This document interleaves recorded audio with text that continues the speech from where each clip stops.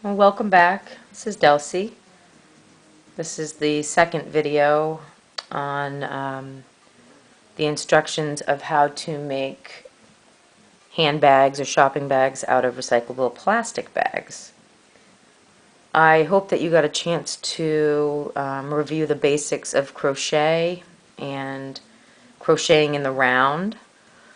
Even if you have never crocheted before, those are both great instructional videos, and although this material is somewhat rough on the wrists and hands, I think it's great for beginners because you don't have to look perfect. It's not going to be perfect looking. It's, a strange material, and there's some inconsistencies in the way it's cut.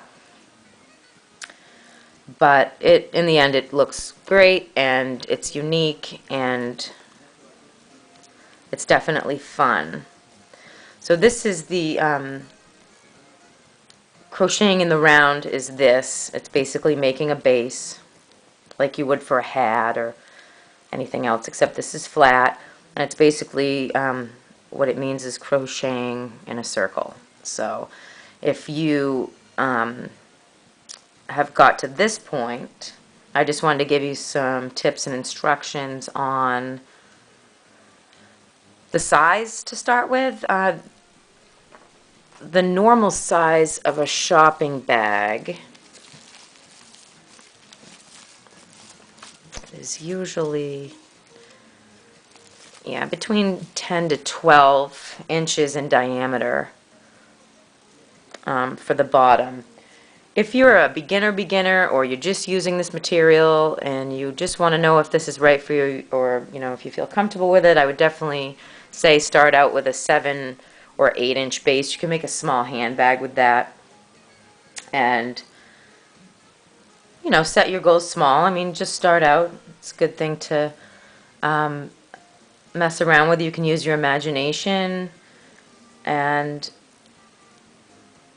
just play around with it. Now remember, I think you should start out with 75 to 100 bags cut up and looped together for your first yarn ball. That's usually an adequate amount to make one normal sized shopping bag or two smaller sized shopping bags.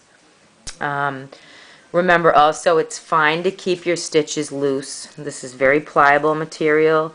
That way moisture can slip through, or if you're using it for a beach bag, the sand can easily slip through.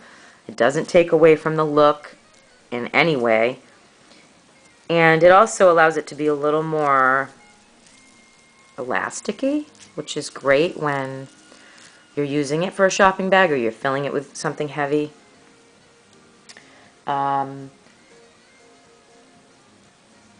Besides that, I would say it's also fine, especially if you're a beginner and your stitches are far apart. That's fine too. It all adds to the elasticity. I would not recommend using the single crochet stitch. It's too close together. Doesn't leave enough room for elasticity. And when you're using this kind of material, it's very hard to be fine-tuned with it. So I either use a double stitch or a half double stitch, which I like the most. And the half double stitch is you wrap the plastic yarn around, you go through, pull it through, then you have 3, and you take this and see how there's a little knot there from where they go. That's why it's good to keep everything loose also. That way that slips right through, no problem. So you're going to pull it right through all 3 instead of the regular half stitch, which would be to wrap it and then go through and pull it through, and then you would wrap it again, go through 2, wrap it again, go through the other 2, and that's the double stitch. That I do not. That I use a lot, but I don't recommend it.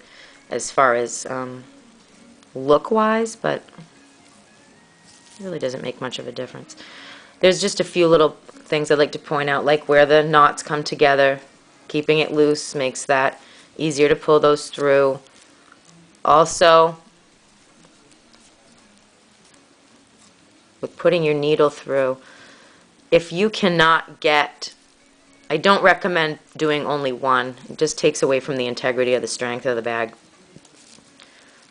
Either, if you can't go, yeah, just go underneath the whole thing. It makes it stronger.